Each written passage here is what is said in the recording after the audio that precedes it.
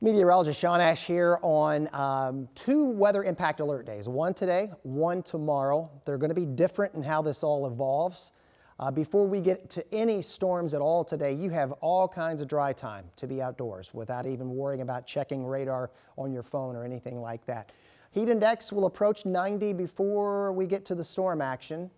And I need to stress that today's event will not impact a lot of areas, but the areas that do get hit, you'll be like, okay, that's why they have that weather impact alert for us. Our temperature approaches a record high, may not get there, but 88's a forecast, or the record high for today. Atmospheric cap, warm air in the middle levels of the atmosphere, it acts like a lid. It limits storm coverage. At the same time, it allows the potential storm energy for any storms to develop. In this case, become moderate to extreme energy. So that we do see stuff on radar, we'll have a higher outlook of it becoming severe here. That coverage, by the way, is going to be isolated to scattered for today. A moderate threat for storms that develop to have severe wind and potentially some significant hail. And when we say that, we're talking about the size of an egg. And though we don't expect a lot of tornadoes in the environment today, if anything were to rotate and reach the ground, it could possibly be a strong tornado. Now, with all that said, the most likely area for that to happen in our viewing area is going to be in this orange shaded zone. But you need to know that the entire state, however, is in a risk for any storms on radar today becoming severe. So here's our dew point map. We definitely have the juice, that dew point near 70, that's what we call the air you can wear. Here's the lifting mechanism. It's way back to the west of us. But as we get closer to about 9 p.m., that frontal boundary will be a little closer to the Illinois-Indiana border.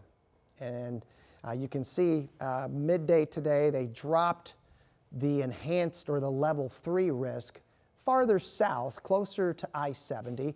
And it's for a little more confidence that within this zone of Muncie and Marion and Lafayette, those storms would have a better shot of 75 mile per hour or greater wind. So it may take a while before storms happen. And then when they do, you can see they may be widely spaced, but I can't stress enough, anything on radar at 11 o'clock is likely going to have a warning with it. And we'll have to be on radar watch probably until about 1 or 2 o'clock. So that'll be the first batch of storms that we're dealing with here. Again, there's a higher likelihood of severe weather in this orange zone. It does not mean that anything isolated farther south of that won't be severe either. It's just there's probably going to be more storm coverage up there. Also want to talk about tomorrow, Friday. There's going to be way more storms on radar, and the storms on radar are going to be severe. Real high likelihood of that. Now you'll notice the risk areas are switched tomorrow. Basically, central and southern Indiana have a higher likelihood of getting severe storms. And when I say that, it will be all modes of severe weather. That includes swaths of significant wind damage. That includes areas of significant hail, egg-sized or greater. And in this, especially within this orange zone, significant tornadoes are possible. So EF2 or greater is possible within there.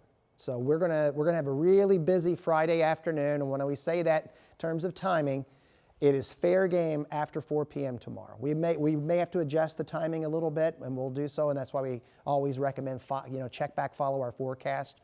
But anything after 4 o'clock, it is fair game for severe thunderstorms, and you should be monitoring your radar, have multiple ways to get warnings. An upgrade to these threat levels is very possible, if not likely. Okay, so I think what we're trying to tell you is that Friday is going to be a big event for us here in central Indiana. And that threat for severe weather and or storms will continue possibly after midnight. But we bracket at minimum 4 to midnight.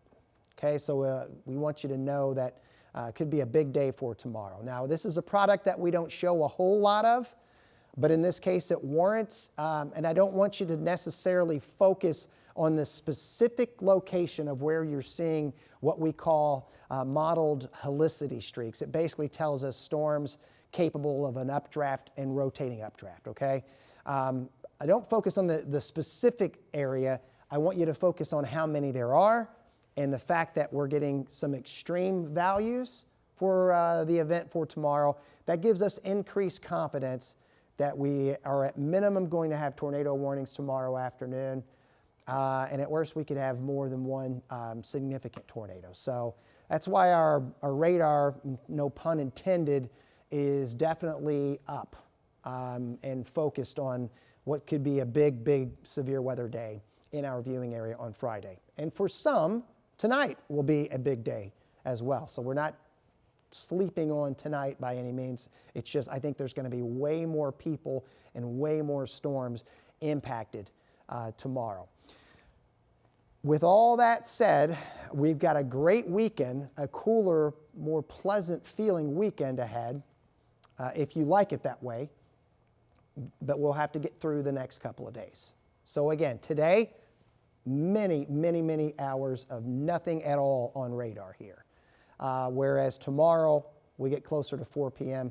and it's going to be go time. Weekend, cooler air, and then maybe even more cool as we go into next week as well here. So one more rundown on the weather impact alert days for today, tomorrow, most likely after 7 p.m. Still give us a little grace, an hour or two on either side of that. All modes are in play here. Large hail, tornadoes, wind gust, lightning, so outdoor plans. Not as many people get impacted today, many get impacted for tomorrow. Rob and Angela will keep you updated, and we will have updates here on WTHR Plus as needed. Please stay safe, and thank you for choosing us for our local weather information.